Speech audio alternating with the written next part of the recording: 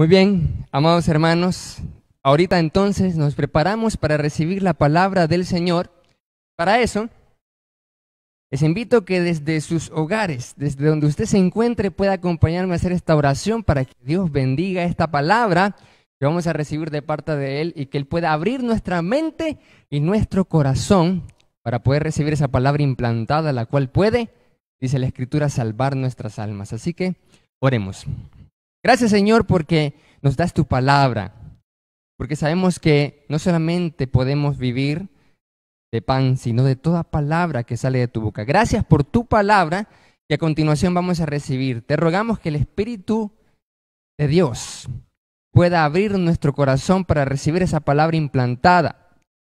Ayúdanos a pregonar tu palabra conforme a tu voluntad y que cada uno de los puntos, cada uno de los elementos podamos nosotros meditar, podamos reflexionar y podamos de esta forma convertirnos en esa familia espiritual, en ese equipo de siervos, en ese cuerpo de tu Hijo amado que tú quieres conforme a tu voluntad, para hacer tu obra, para hacer tu propósito, para cumplir la misión de Cristo. A través de nuestro Señor y Salvador Jesús pedimos y te damos gracias.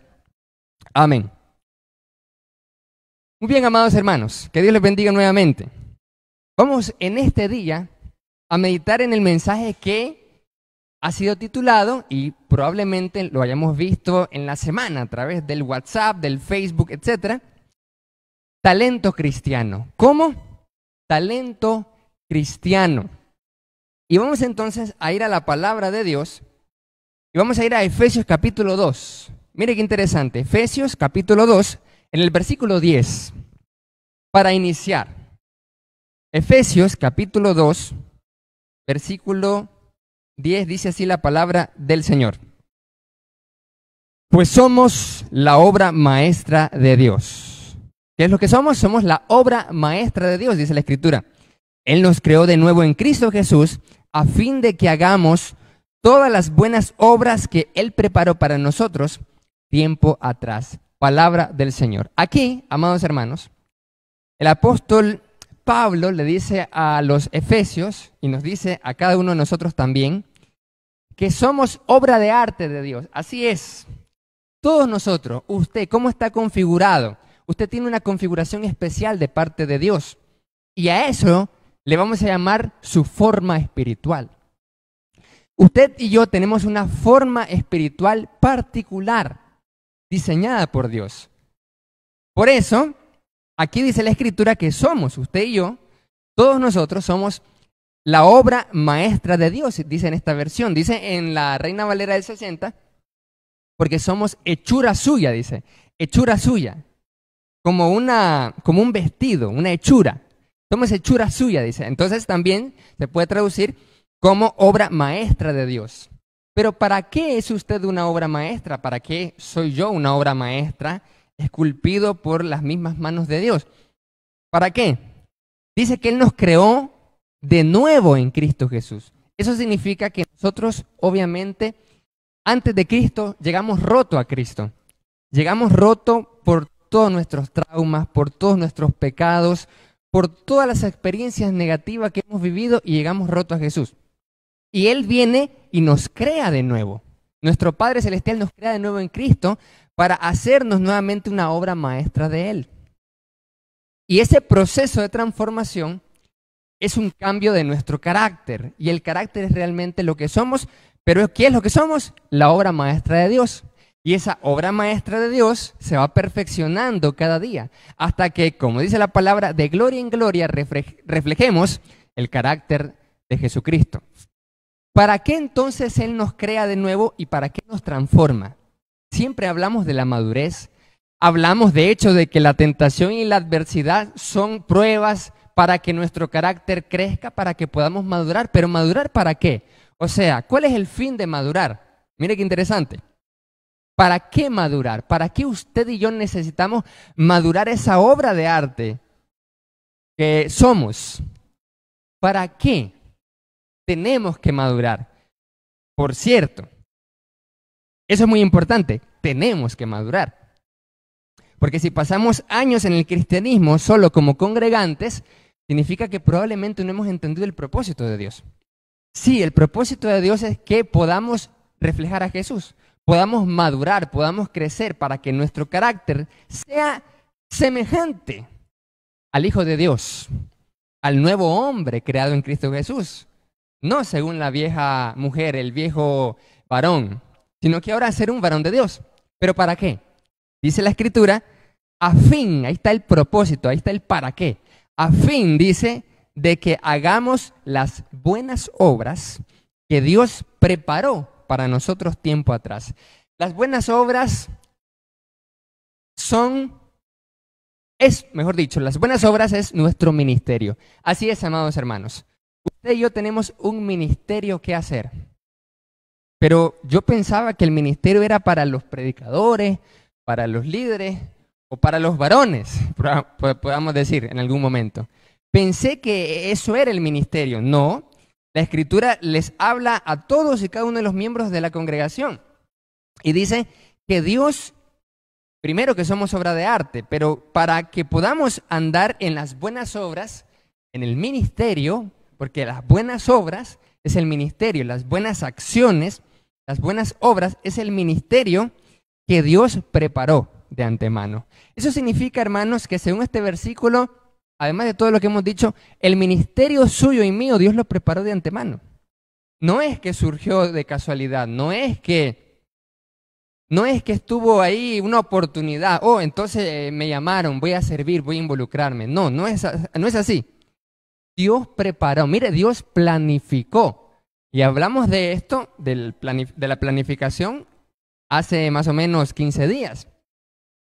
Y aquí la Escritura nos dice entonces que Dios hizo un plan. Y el plan de Dios también incluyó el plan ministerial. Su ministerio y mi ministerio, el ministerio de todos y cada uno de los miembros del cuerpo de Cristo. Porque todos hemos sido llamados a servir. Todos tenemos talento cristiano. Así es. Usted y yo tenemos talento cristiano. Por eso el mensaje lo hemos titulado así, talento cristiano. Porque todos hemos sido creados en Cristo Jesús para desarrollar nuestro talento cristiano que Él preparó de antemano en el ministerio. Él desarrolló. Ahora la Escritura dice que hay diversidad de ministerios, porque hay diversidad de dones y hay diversidad de operaciones. ¿Es cierto eso? No solamente entonces debe de pensar que el ministerio es el que predica, el que canta o el que sirve la cena. Vamos a entrar entonces a un proceso de descubrimiento de cuáles son los dones, pero entendiendo de que usted es obra de Dios para buenas obras. Porque si no entendemos eso, entonces nunca me voy a interesar de cuáles son mis dones de Dios, del Espíritu. Sino nunca voy a interesarme en, ¿realmente es que me tenía que involucrar en un ministerio? Ahora, el ministerio de Dios no solamente es algo dentro del edificio, dentro de las 4 paredes del local, ni tampoco solamente dentro de las reuniones. Ese es un aspecto también del ministerio, pero el ministerio tiene que ver adentro y afuera también de la congregación. ¿Qué es el ministerio entonces? La palabra de Dios habla ampliamente en 1 Corintios 12, 13, 14, de que todos los dones se ejercen para edificación. No importa el don que usted tenga, no importa el don que yo tenga, los dones que tengamos vamos a ejercerlos en el ministerio que Dios planificó, pero para mutua edificación. Así se construye y se edifica el cuerpo de Cristo. Es lo que hablábamos hace domingos atrás y también nuestro hermano de la organización bíblica, de los principios de la organización teológica, de que cada uno de nosotros tenemos un rol, pero debemos de descubrir cuál es el rol. El rol es según nuestros dones y ministerios y operaciones. Porque entiendo que soy miembro de Cristo, porque entiendo que soy ciudadano de la polis de Dios, porque entiendo que soy miembro de la eclesía del gran rey. Al entender yo esto, entonces me voy a interesar en descubrir mis dones y talentos, que es lo mismo. Voy a descubrir o voy a involucrarme, voy a interesarme por involucrarme en un ministerio, dentro o fuera de la congregación, formal o informal, pero todo tiene que ser para mutua edificación. Así entonces la iglesia va avanzando, porque la iglesia, lo habíamos dicho, es comparada como un templo que se tiene que edificar, se tiene que construir. El cuerpo de Cristo, amados hermanos, es un templo que debe ser edificado. Y usted y yo vamos construyendo poco a poco. Podemos abonar para bien o podemos abonar para mal, desde todas las perspectivas, porque somos constructores también nosotros. Y debemos de construir sobre el fundamento que es Cristo Jesús. Entonces, de esta forma, usted y yo cumplimos la misión de Cristo. Hemos hablado bastante de la misión. Hacemos discípulos fieles al Señor a través del Evangelio creativo de Jesús para vivir una vida de amor a Dios y a nuestro prójimo. Cuando ejercemos nuestro talento cristiano, cumplimos la misión de Cristo al final también. Porque todo se hace para la mutua edificación. Así que no solamente estamos madurando para servir, sino que estamos sirviendo para madurar. Ojo con esto, no solo debemos madurar para servir, sino también debemos de servir para madurarnos unos a otros, porque eso es edificarnos unos a otros. ¿Qué tan importante entonces es la edificación del cuerpo de Cristo? De vida o muerte. La edificación del cuerpo de Cristo es de vida o muerte, porque cuando viene la adversidad y la tempestad, dependiendo de nuestro carácter y dependiendo de qué estamos hechos, es que vamos a ver si resistimos o no, si cedemos o no ante la tentación, si perdemos la fe o no ante el problema económico, si desistimos o desmayamos ante el problema enorme que se nos vino, la adversidad, lo terrible que es la vida. ¿Eso de qué depende? ¿De qué depende mi capacidad de afrontar el problema? ¿De qué depende mi capacidad de superar la tentación, de salir adelante? ¿De qué depende? De lo que usted esté hecho en su edificación espiritual. Eso significa que todos los programas, todos los ministerios, todo lo que se hace en la congregación es para mutua edificación. Entonces usted cuando no participa de ese proceso de madurez, porque no tenemos el objetivo de servir, ni servimos para madurar, entonces cuando venga la prueba, fallaremos. Y si fallamos una y otra vez, al final, ¿qué sucede? Perdemos nuestra salvación. Y ahí quiero ver dos cosas diferentes, porque aquí el contexto de Efesios 2 no habla que la salvación es por gracia y no por obra, el 8 y el 9, antes del 10, de lo que acabamos de leer. La gracia de Dios se recibe por la fe y no es por obras la salvación para que nadie se gloríe. Pero Cristo dice aquí que la salvación realmente se recibe para andar en buenas obras después. Y al final esas buenas obras nos terminan salvando. ¿De qué forma así? No, ¿cómo es eso? Parece una contradicción. Primero dijo que la gracia y salvación se recibe por fe y no por obras, pero al final dice que es para buenas obras y al final que esas buenas obras nos terminan salvando. ¿Sí? ¿Por qué? Porque esas buenas obras que se llama ministerio, va haciendo que usted y yo nos edifiquemos más y más en Cristo. Y entre más edificado, más fuerte va a ser. Simple y sencillamente, así como lo escucha. Entre más se edifique mediante madurar para servir y servir para madurar, entonces usted va a ser más fuerte ante la tentación. Usted va a ser más sabio, más prudente, más ágil, más capaz, más talentoso, más resistente, más dadivoso, más fuerte, consolado para consolar. Va a ser un superhumano. Y es porque va a reflejar cada vez más a Jesús. Siempre vemos el ejemplo de Jesús y decimos, wow, ¿cómo era Jesús? ¿Qué carácter? ¿Qué templanza? ¿Qué dominio propio? ¿Cómo hablaba? ¿Cómo respondía? Pero ¿cómo es que era así Jesús? Porque ese es el carácter de Cristo. Entonces, cuando usted y yo nos involucramos en un ministerio, maduramos para servir y servimos para madurar. Y al final, eso me salva. Porque me hace más fuerte ante todos los intentos que va a hacer el enemigo para derrotarme. Todos los intentos que él va a hacer para que yo me salga del ministerio, que yo me salga de la iglesia. Todo eso, al yo estar fuerte, al usted estar fortalecido, es decir, edificado, lo va a hacer que persevera hasta el final. Y ya sabemos lo que dice la Escritura. Mas el que persevera hasta el final, éste será salvo. Amados hermanos, cuando desarrollamos el amor de Dios, nos involucramos en el ministerio, porque amar es servir. No podemos pensar de que amamos a Dios si no amamos a nuestro hermano. Y no podemos pensar de que amamos a nuestro hermano si no le servimos. Esa es la segunda razón por la cual usted debe de ejercer su talento cristiano. La primera es porque debemos madurar para servir y servir para madurar, y eso al final nos protege de que nos derrote el enemigo y así preservemos nuestra salvación. Y lo segundo es que usted demuestre el amor de Dios. El amor de Dios ha sido derramado mediante el Espíritu, dice la Escritura. De esta forma, entonces, nosotros decimos amar a Dios cuando servimos.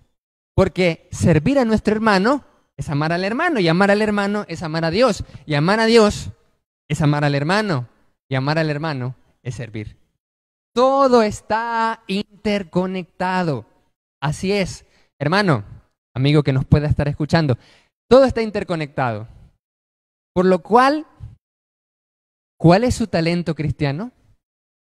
¿Está usted o ha estado usted interesado por descubrir su talento cristiano, su forma particular para servir, su forma espiritual, en donde yo puedo estar ubicado? Mejor dicho, ¿a dónde pertenezco? ¿En qué lugar específico del cuerpo de Cristo yo pertenezco? ¿Qué rol tengo yo? Preguntemos, amados hermanos, ¿qué rol específico tiene usted en este cuerpo de Cristo local? En esta gran comunidad de fe que nos reunimos online por ahora y pronto también en presencial. ¿Cuál es su rol específico? Es decir, cuando alguien tiene un rol específico, es parte de algo o es miembro o tiene un cargo en una organización, en una empresa, entonces eso significa que usted hace algo que otras personas no hacen y por lo tanto lo que usted hace es importante. Y eso es lo que llamamos cargo nosotros normalmente en organización, en administración de empresas. ¿Qué es un cargo? Simplemente el conjunto de funciones, tareas y actividades que hace una sola persona. La palabra dice que todos tenemos dones, ministerios y operaciones y que somos miembros del cuerpo y que cada miembro tiene una distinta función y no todos los miembros tienen las mismas funciones. ¿Cuál es su función en el cuerpo de Cristo? ¿Cuál es mi función en el cuerpo de Cristo? En la IDC, la familia de Dios en Jinotepe Centro, Nicaragua, ¿cuál es su función? Cuando le pregunto a usted de cuál es su función, le digo, ¿qué hace usted que no hace el resto y que es de vital importancia? Y que si usted lo dejara de hacer, se caería todo o parte de la obra que Dios está haciendo acá.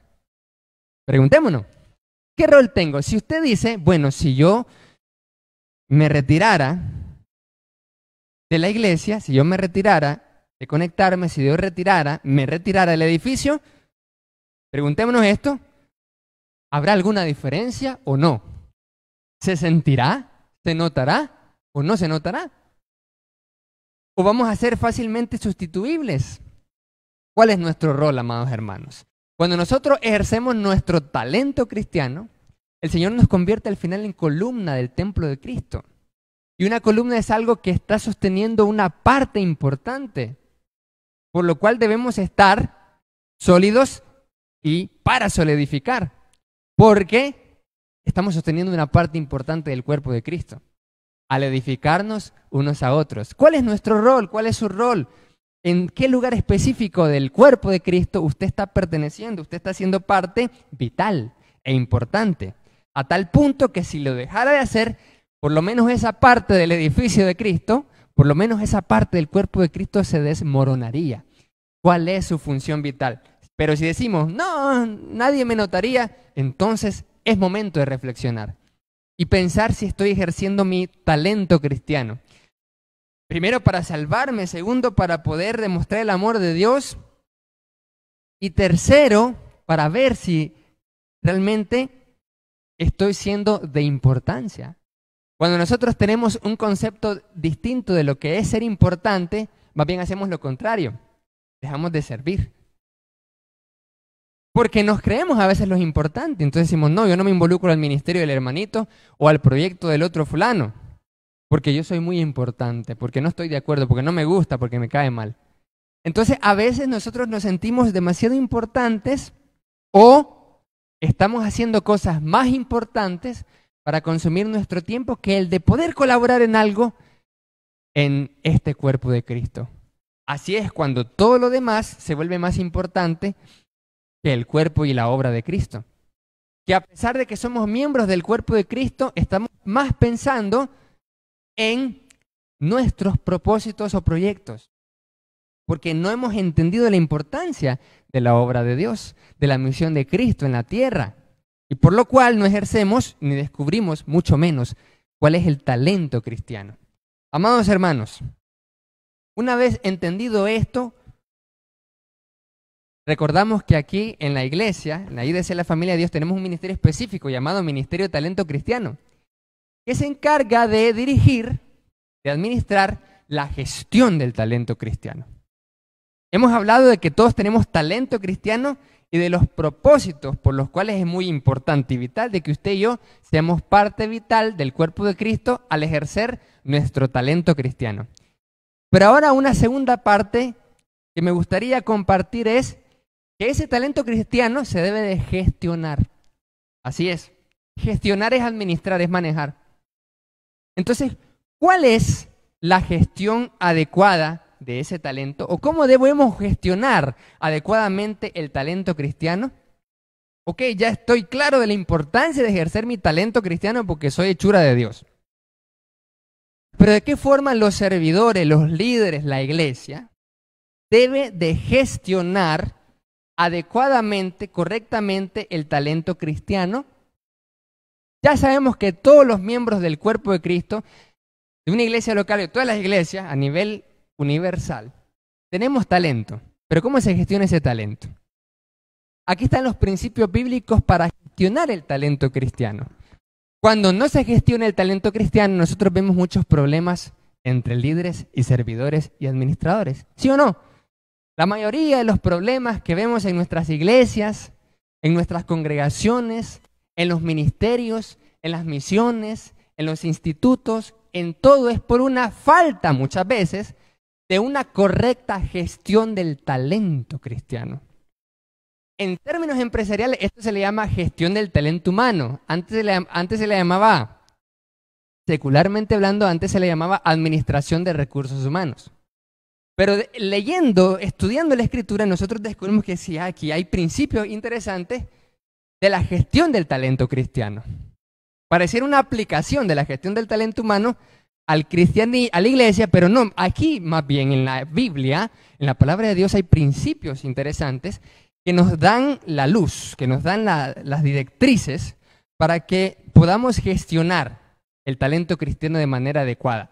Desde el punto de vista de los líderes y desde nuestro punto de vista como portadores del talento cristiano que debemos de ejercer para madurar para servir y servir para madurar y al final preservar la salvación.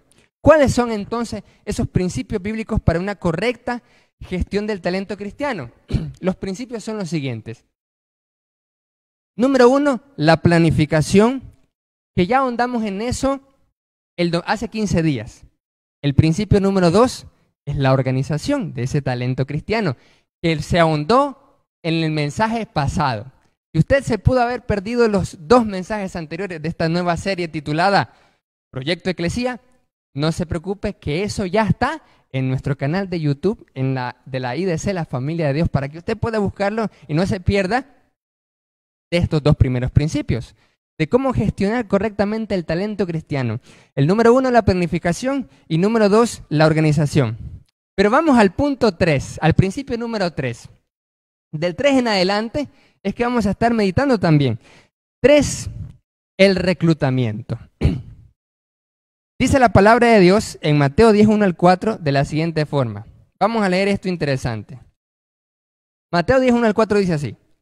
Entonces, llamando a sus 12 discípulos, Jesús les dio autoridad sobre los espíritus inmundos para que los echasen fuera y para sanar toda enfermedad y dolencia. Los nombres de los 12 apóstoles son estos: Simón, Andrés, y comienza a mencionar los nombres de los 12 discípulos. Ahí está lo primero. ¿Qué vemos aquí? Simple y sencillamente Jesús reclutando. El tercer principio de una adecuada gestión del talento cristiano es el reclutamiento. En la iglesia, cuando no se aplica este principio, a veces fallamos. ¿De qué forma fallamos? Hermanos, un reclutamiento de manera general. Y ustedes pueden decir si es cierto o no es cierto. Hermanos, ¿a quién le gustaría servir en esto? O cuando muchas veces pasa, cuando hay falta de involucramiento, falta de servidores, entonces los predicadores evangelistas tienen que involucrar a la mayor cantidad de gente posible para que se haga el trabajo. Y en ese afán también de querer involucrar a todo el mundo, entonces reclutamos a todas las personas, porque queremos que todos estén sirviendo. Ahí podemos cometer dos fallas. Veamos 2 Timoteo 2:2. La palabra aquí nos dice los principios que van a regular el correcto reclutamiento en el cuerpo de Cristo para gestionar correctamente el talento cristiano. Porque después son los problemas, dice uno. ¿Qué pasó con el hermano? No sé qué pasó. ¿Pero qué pasó? Renunció, en serio. ¿Pero por qué? ¿Qué sucedió? Lo pusieron en disciplina. ¿Pero qué pasó? ¿Por qué? ¿Quién sabe? ¿Qué habrá pasado? No sé. Y al final son los problemas. ¿Y qué sucedió? Lo corrieron. ¿Pero qué pasó? Lo expulsaron. ¿Qué sucedió? Se desanimó. ¿Y qué pasa? Parece que no es tan bueno en el ministerio que lo pusieron. ¿Pero por qué? Entonces, ¿para qué lo pusieron? Y ustedes, amados hermanos locales que contestaron la encuesta del diagnóstico eclesial, ustedes pusieron de todo ahí. Su crítica constructiva para mejorar. Y ustedes entonces ya, obviamente, los que están un poco más para acá, más en casa, entonces ya me están agarrando la idea de que este principio es vital, porque después tenemos las dificultades, porque después tenemos los problemas, porque después nosotros vamos a ver, no, es que el hermano no, me parece que lo reclutaron muy rápido, ¿sí o no? Parece que el hermano tiene buena intención, pero yo creo que le falta o conocimiento o la habilidad, o tal vez no era esa área la del hermanito. Ahí es lo que pasa. Pero ¿qué pasó con el hermano? ¿O qué pasó con la hermana? Ahí está. Mire lo que dice entonces 2 Timoteo capítulo 2, verso 2, de este principio de reclutamiento que es clave. Al no hacerlo, hay fallos. Mire, dice así la palabra de Dios. 2 Timoteo 2:2. Pablo le dice a Timoteo, Timoteo era evangelista y tenía que hacer esto, lo tenía que ejecutar. Dice así: lo que has oído de mí ante muchos testigos, esto encarga a hombres. La palabra allí es antropon, o sea, varones y mujeres. Esto encarga a hombres fieles que sean idóneos para enseñar también a otros. Aquí estamos hablando de un encargo ministerial que Pablo le da a Timoteo y Timoteo tenía que hacerlo también. Pasar la jugada, como dicen. ¿Qué era lo que tenía que hacer aquí? Tenía que encargar ministerialmente a hombres. Pero para eso tenía que reclutar. ¿Reclutar a quiénes? ¿A quiénes, hermano? Por amor a Dios, ¿a quiénes? A las personas que tuviesen dos elementos importantes.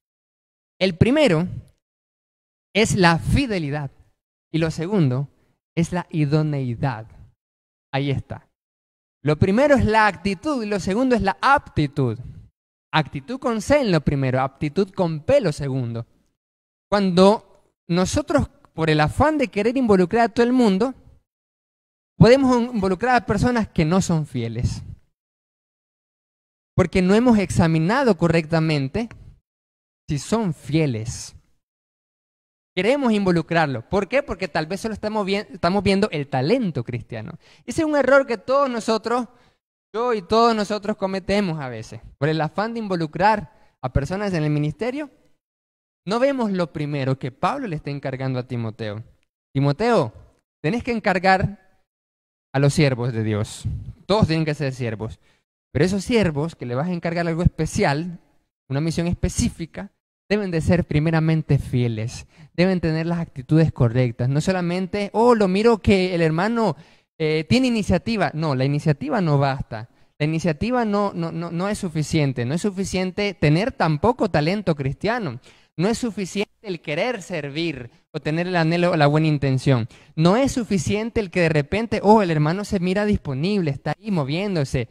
El hermano sirve o quiere servir, entonces pone a su disposición su vehículo, su moto, sus herramientas, entonces sus talentos.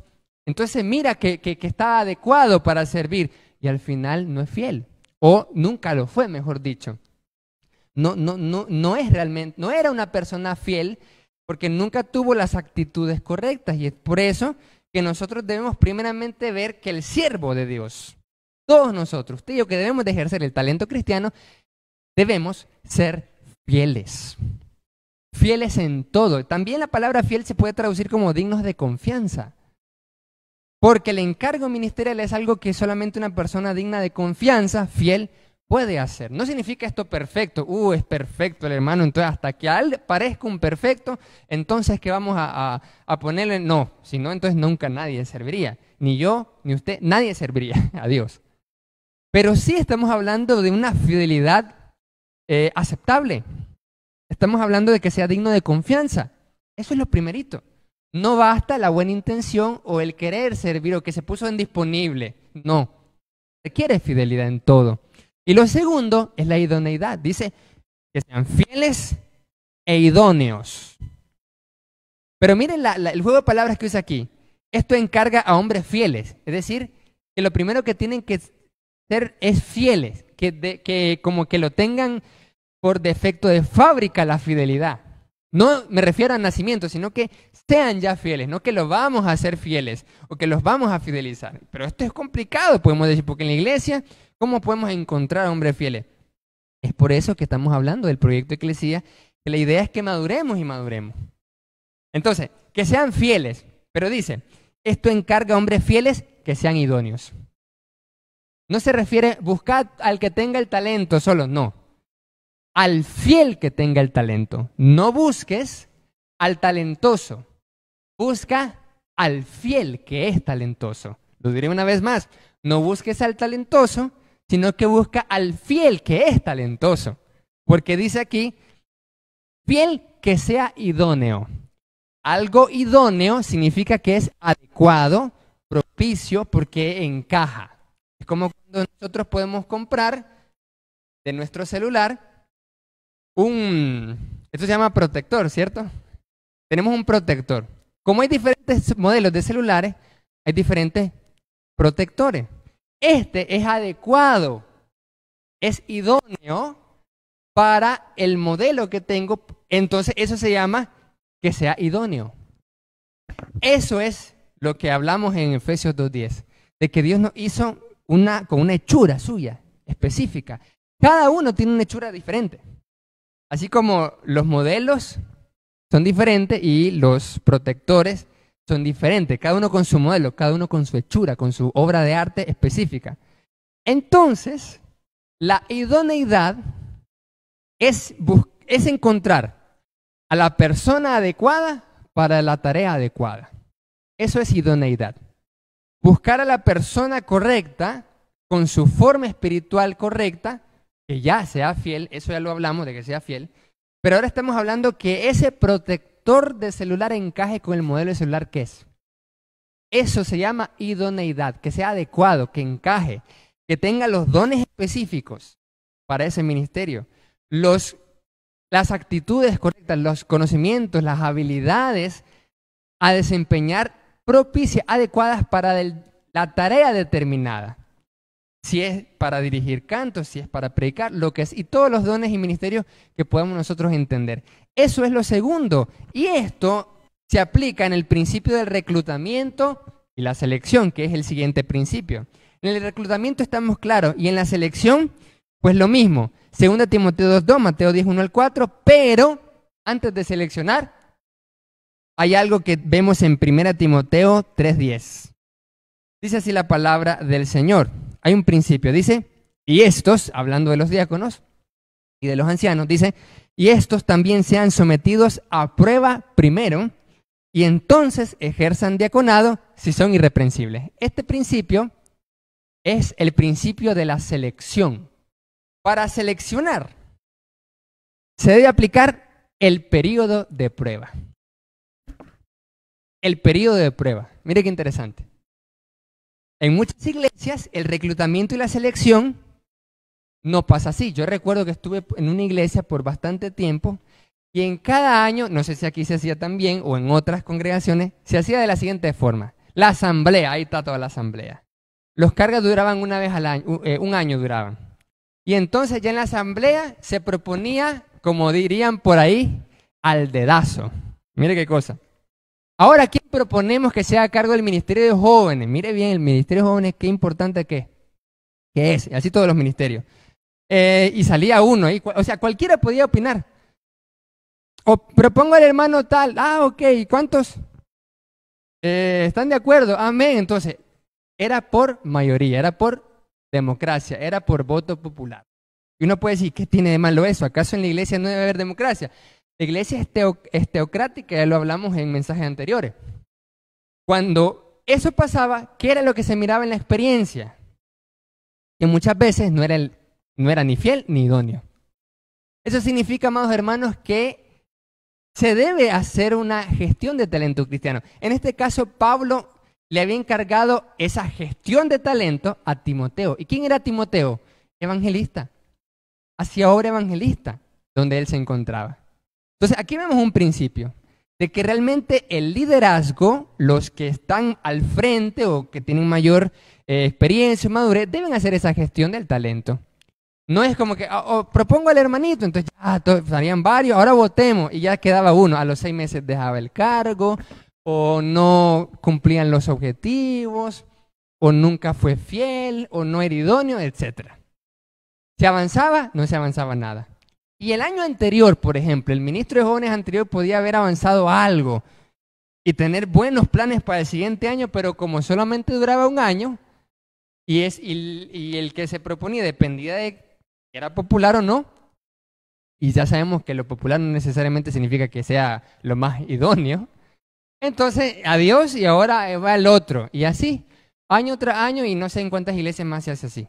Pero no vemos que el principio del reclutamiento y la selección se esté aplicando de manera adecuada, de manera correcta, para que el talento en la iglesia cristiano sea de bendición y no de maldición, porque uno puede convertirse en maldición. Un servidor puede convertirse en maldición, pero no, lo que queremos es que seamos de bendición, claro que sí. Pero después de eso, tenemos el siguiente principio, el principio de la integración, y eso está en Efesios 4:15 al 16. Dice la palabra del Señor en Efesios, capítulo 4, verso 15 y 16. ¿Qué dice acá? Dice, sino que, siguiendo la verdad en el amor, crezcamos en todo aquel que es la cabeza, esto es Cristo, y de quien todo el cuerpo bien concertado y unido entre sí por todas las coyunturas que se ayudan mutuamente, según la actividad propia de cada miembro, recibe su crecimiento para ir, lo mismo que al principio dijimos, para ir edificándose en amor. Ahí está, para ir edificándose en amor. Este principio de la integración, lo que nos está diciendo el versículo es que debemos de ser parte del todo a tal punto que haya sinergia. La sinergia es cooperación y que 1 más 1 no sea 2, sino sea 3. 2 más 2 no sean 4, sino 5. ¿Cómo es eso? Que la suma de que el todo sea mayor que la suma de las partes. Eso es cuando aquí habla de sinergia, el verso 15 y el verso 16. Pero para que haya sinergia en el cuerpo de Cristo, es decir, para que haya cohesión, unidad, coordinación, trabajo en equipo, colaboración, ayuda mutua, según la actividad propia de cada miembro, dice el texto, para que haya eso, se requiere aplicar el principio de la integración. ¿Cómo se puede aplicar el principio de la integración? Bueno, la integración de las personas al resto de los servidores, al resto del cuerpo de Cristo, Como por ejemplo a través de una inducción, donde se le indica las cosas, donde se le enseña, donde se le capacita cuál es la visión, cuáles son los objetivos, cómo se trabaja en la iglesia. Yo me acuerdo que cuando tuve el privilegio de servir en varias congregaciones y recuerdo que en una en particular tenían una forma de trabajo bien específica y bien particular, pero como no hubo un curso de inducción, como no hubo una integración, un proceso, una gestión de eso, entonces recordábamos que cometíamos errores tras errores. Errores tras errores porque no tenía idea de cómo era la forma de trabajo. Allí se tenía que preguntar por todo, hasta lo más mínimo. Por eso es que cuando venimos aquí nosotros, nos acostumbramos tanto a eso que aquí, cada cosita que queríamos hacer y que todavía hacemos, se lo preguntamos a nuestros amados hermanos administradores. Si queríamos cambiar el color de tal cosa, consultar. Si queríamos cambiar la forma del logo, consultar. O sea, todo, hasta lo más mínimo. ¿Por qué? Porque entonces llega uno a una congregación y uno tiene obviamente la mentalidad o la forma de trabajo de la otra congregación. Y uno podrá decir, sí, pero que tenía que preguntar y todo eso. Sí, ok, pero con preguntando y todo. Pero cuando se gestiona correctamente, adecuadamente esto, se evitan errores. Se evitan esas discusiones de aquí no se hace de esta forma. O nunca se ha hecho esto en esta congregación. Se evita todo ese rollo. Se evitan reuniones innecesarias porque el hermano está predicando de una forma tal, pero nadie, no lo indujeron para enseñarle cómo era, pues, se tenía que predicar. ¿Y cómo es que se tenía que servir, pues?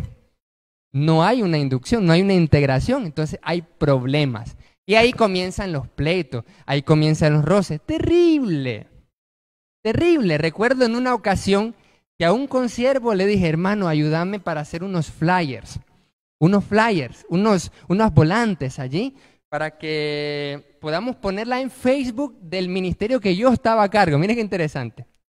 ¿Qué pasó? Ni quiera Dios, ¿para qué? ¿Para qué? Dios mío. Hubo una reunión de administración para reprender al hermano Arcia. ¿Por qué? Porque le había pedido al consiervo que le hiciera unos flyers, unas volantes digitales para hacer eso y que no había consultado a la administración. Para todo se tenía que consultar a la administración. Todo, hasta lo más mínimo. Porque no había una delegación, no había cargos, no había algo claro, porque no había una integración, no había nada claro. Entonces, si se quería hacer una cosa, hacer un volante, se tenía que consultar para todo. Entonces, uno no sabía y golpe tras golpe tras golpe. La palabra aquí nos está dando muchos principios. Una correcta gestión del talento cristiano evita problemas, evita divisiones en el peor de los casos y construye la iglesia. Edifica, porque para eso es ejercer el talento cristiano, para la mutua edificación. Pero después está el siguiente punto. El desarrollo. Y en el desarrollo, nosotros nos encontramos con 2 Timoteo capítulo 3, versos 16 y 17. Dice así la palabra del Señor, 2 Timoteo 3, 16 y 17, y es un texto bien famoso. Dice, toda la escritura es inspirada por Dios y útil para enseñar, para redarguir, para corregir, para instruir en justicia, a fin de que el hombre de Dios sea perfecto, enteramente preparado para toda buena obra.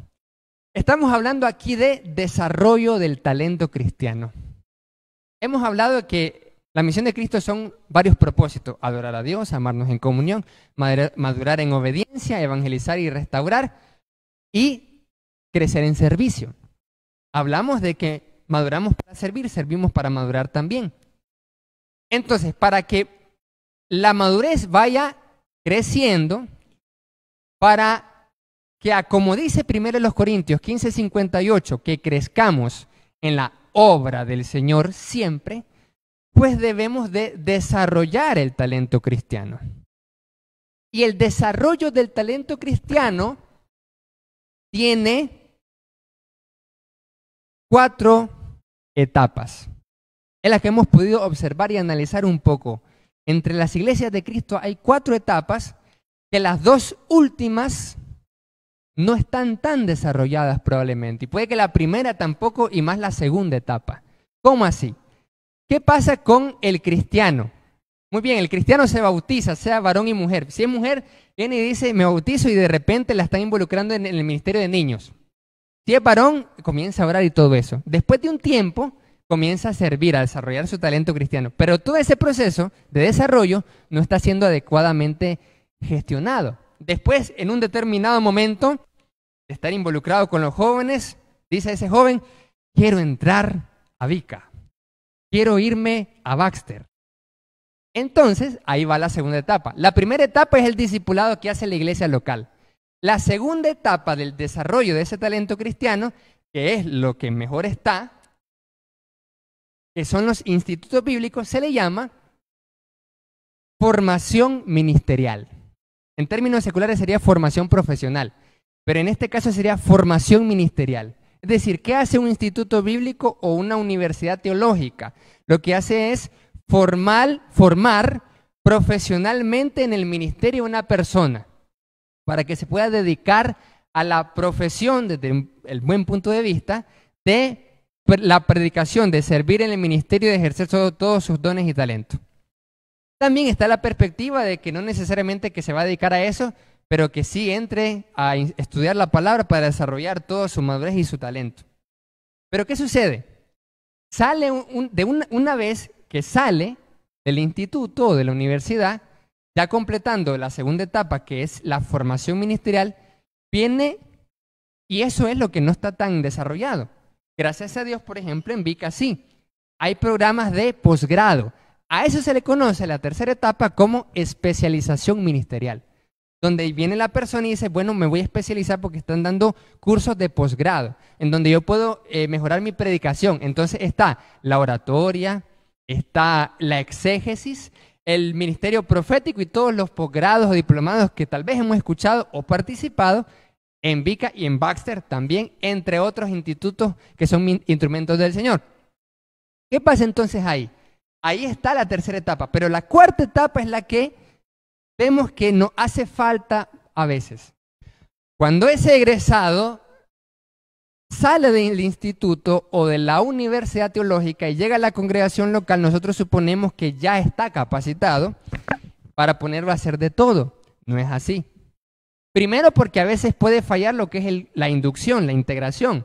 Puede tener una metodología y tal vez un aprendizaje que nada que ver con los líderes. Él fue formado ministerialmente en una área, entonces tiene una mentalidad. Los líderes tienen otra mentalidad.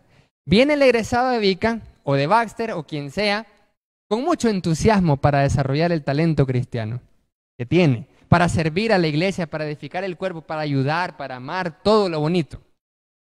Y viene y se estrella con las formas de trabajo, con la forma que tenía la iglesia a donde está yendo. O con los líderes, entonces ya comienzan doctrinas diferentes, perspectivas diferentes, metodologías diferentes y comienza el pleito. ¿Esto cuándo pasa? Cuando no hay una correcta gestión del talento cristiano. Cuando no hay una formación correcta desde el punto de vista del servidor y también de la gestión del talento cristiano de la iglesia local. Es por eso que gracias al Señor el proyecto Eclesia trata de desarrollar esa parte en esta congregación, de que hay una adecuada gestión del talento a tal punto que las personas que vienen aquí se les pueda inducir a través de la actualización ministerial, por ejemplo, y explicarles, bueno, el trabajo es esto, la metodología es esto, para que no cometamos errores.